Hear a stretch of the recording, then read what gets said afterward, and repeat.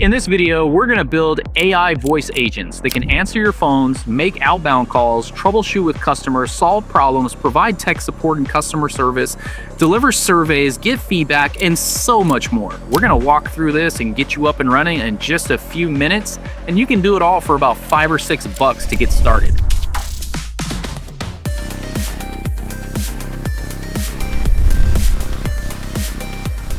We're going to be using ElevenLabs, which is the best text-to-speech or voice agents in the market today. And we're going to be using Telnyx, which you can get started with a public phone number for about $1. And the calls themselves are fractions of a penny per minute. If you guys followed along with the series this far, you've already got microsip set up. You've walked through some Wireshark exercises with me. That's kind of not necessary for this video, but very fun stuff. And you have a public phone number with Telnyx. Today, we're taking it to a whole nother level with the buzzword of the decade, AI. Am I right? You can't get away from it, so you might as well embrace it or try to make some money off it or something. Anyways, let me show you guys a quick demo of a call into the voice agent. So this will be like me calling tech support for my company, Bootable USBs. And then we'll walk through an outbound call and a whole bunch of other stuff once we dive into the tutorial, step-by-step demo of how to set this all up. I'm just going to give him a quick call here. I'll put it on speaker. Thanks for calling BootableUSBs.com support. My name is Chip. I can help with basic product questions, boot issues, downloads, and order questions. What can I help you with today? I need technical support, please. Sure, I can help. What are you working on and what seems to be going wrong? I'm working with the USB that I purchased and I cannot get the USB to boot. Got it. Let's check the simple things first. What brand of computer are you trying to boot it on? I'm using a Dell laptop today. Thanks. Got it. Are you trying to boot from a physical USB drive or from a digital download that you created yourself? This is a physical USB that I purchased from you guys. Thanks. Got it. Please fully shut down the laptop. Plug the USB directly into the computer without a hub, then power it back on, and repeatedly tap the Dell boot menu key, which is F12. If you see the boot menu, choose the USB drive, and if there are two options, try the UEFI one first. Did the USB show up in the boot menu? Oh man, thank you so much. I see it now and I'm able to boot into it. I see the main menu. Thanks so much for your help.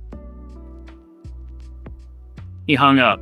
So all I have right now is a basic system prompt. I haven't provided any knowledge bases or RAG or anything like that. So we can make this a lot better. But as you can see, that is a question or a trouble ticket, if you will, that I get a lot in my support at BootableUSBs.com email. You know, people don't boot into USBs every day and they just need help. So I got to walk them through the process. He was able to do that on the phone in just a matter of seconds, and I wasn't involved at all.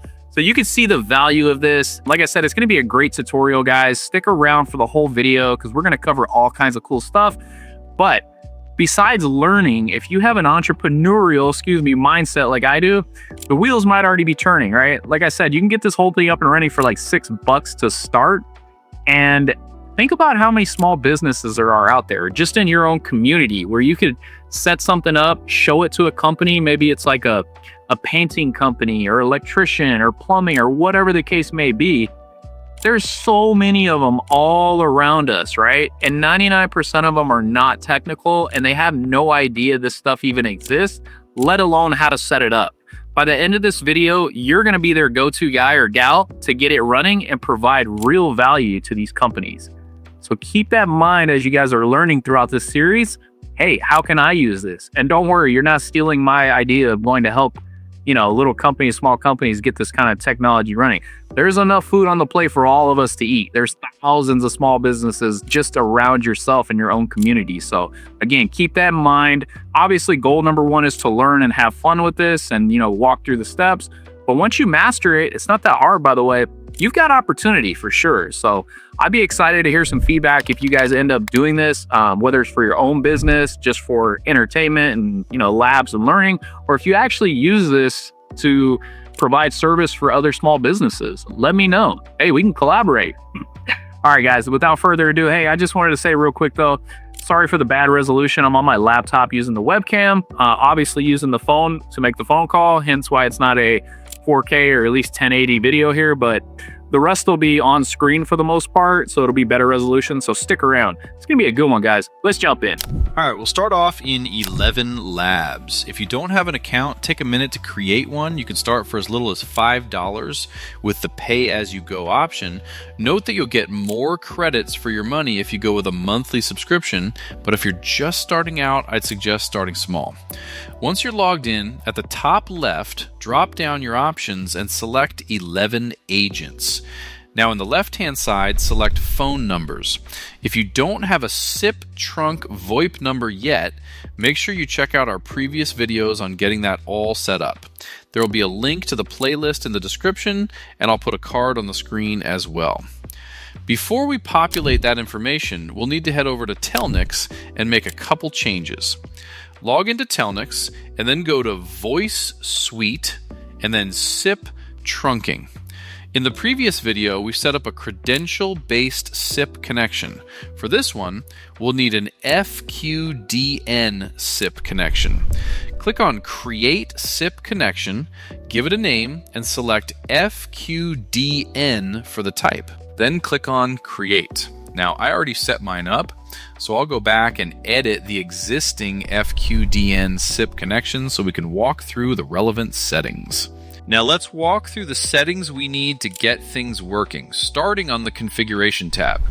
Note that I won't touch on every single setting in this video, but we will cover everything needed to get going. This first page is mostly basic setup and defaults. The main thing I care about here is giving the connection a clear name. So I'm naming this one ElevenLabs AI Agent.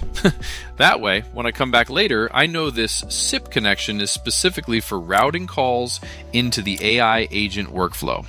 The connection is active, and the connection type is an FQDN connection, which is what we want for this setup.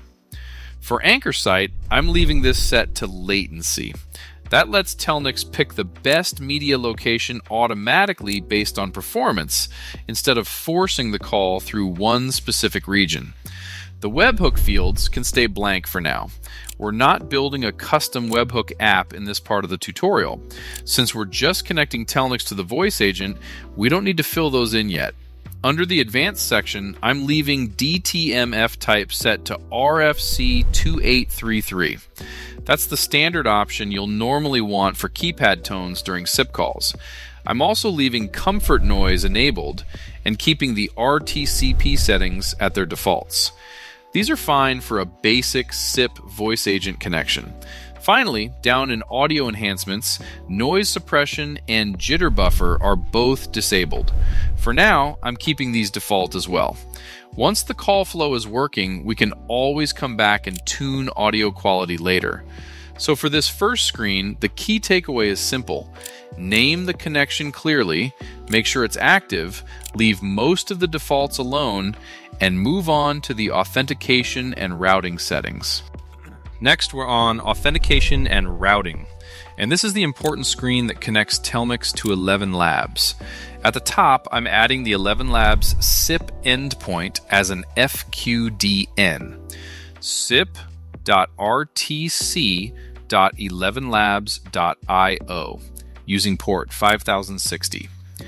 For inbound call routing, I'm leaving the SIP subdomain blank because we're routing calls from a Telnyx number, not directly calling a SIP address. The receive setting is left on from anyone. Then the routing method stays sequential, and the primary FQDN is set to the ElevenLabs endpoint we just added. This tells Telnyx, when a call comes into this connection, send it over to ElevenLabs. At the bottom, for outbound call authentication, I'm using credentials. I enter a username for this connection, then set the password off screen. That's really all we need here. Add the ElevenLabs FQDN, make it the primary inbound route, and create credentials for outbound authentication. Next, we're on the inbound tab. For number formatting, I'm keeping the destination number as +E164 and the origination number format on the default US format. For the SIP transport protocol, I'm using TCP, and the SIP region is set to United States. The ringback and no answer timeouts are both set to 5 seconds, and I'm leaving the channel limit blank.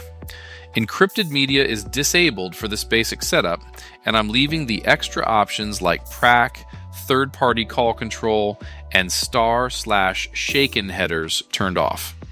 For codecs, I'm keeping the standard audio codecs enabled: G.722, G.711U, G.711A, and G.729. So on this screen, we're mostly keeping the defaults, making sure TCP is selected, and keeping the common voice codecs enabled. Next, we're on the Outbound tab. For this setup, I'm leaving almost everything at the default. The outbound voice profile stays on default, the localization country is set to United States, and I'm not setting a channel limit. I'm also leaving caller ID override blank because the caller ID will be handled by the number and routing settings. Ringback is set to enable instant ringback, and the other advanced options can stay as is. So this page is simple. Confirm the defaults, don't overcomplicate it, and move on to recording. Next is the recording tab. We didn't change anything here. By default, Telnyx stores call recordings in their managed S3 storage, and that's fine for this setup. Since this tutorial is focused on getting the SIP connection working with ElevenLabs, we'll leave recording storage on the default and move on to the Numbers tab. Assign the number that you purchased in the previous video. Note that if you have it assigned to another SIP connection, you'll have to unassign it from that one in order to assign it here. Make sure that's all saved. And then jump back to ElevenLabs and click on Import Number. Select from SIP trunk. I've already done this, so I'll click on Edit so we can walk through the settings together. For inbound configuration, we don't need to change anything. For outbound configuration, input sip.telnyx.com for the address, TCP for the transport protocol, and enable all 3 codecs. Then add the username and password that you set up in Telnyx under the authentication section of the FQDN SIP connection that we just built. Make sure that's all saved. Then we'll head to the agent section on the left and add an agent by clicking the plus sign. I already have one, but let's walk through the process quickly. Give it a name, and then we can start with a blank agent. You'll probably want to use AI to help you create a system prompt for your use case, and be sure to give it an opening message. Now on the right-hand side, select a voice and an LLM. Once you're happy with your settings, be sure to publish your agent. Note that we are just touching the essentials to get this all up and going. There's way more that can be configured when it comes to these voice agents. Here's a quick look at the agent that I'm testing with. Now go back to Workspace and select Phone Numbers again. Select the phone number that we just imported and assign your agent to it. We are now ready to test.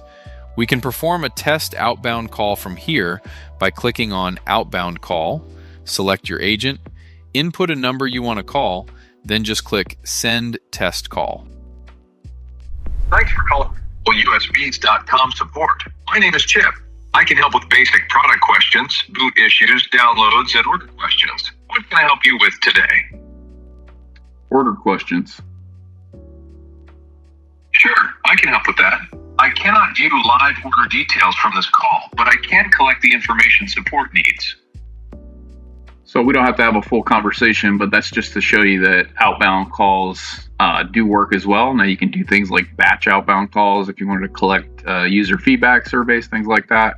But in the next video or an upcoming video, I'm going to show you how we actually create different agents, one for inbound, one for outbound. And you could have a bunch of them, right? You could have like a survey agent, a tech support agent, but you probably don't want the same one for inbound calls because these are receiving calls as the agent that's going to be making outbound calls, because it probably just won't make sense from a conversation standpoint with the system prompts and things like that. So that's how you set up inbound and outbound calls through an AI voice agent in ElevenLabs using LLM of your choice, in our case OpenAI, and we did all that by tying in Telnyx.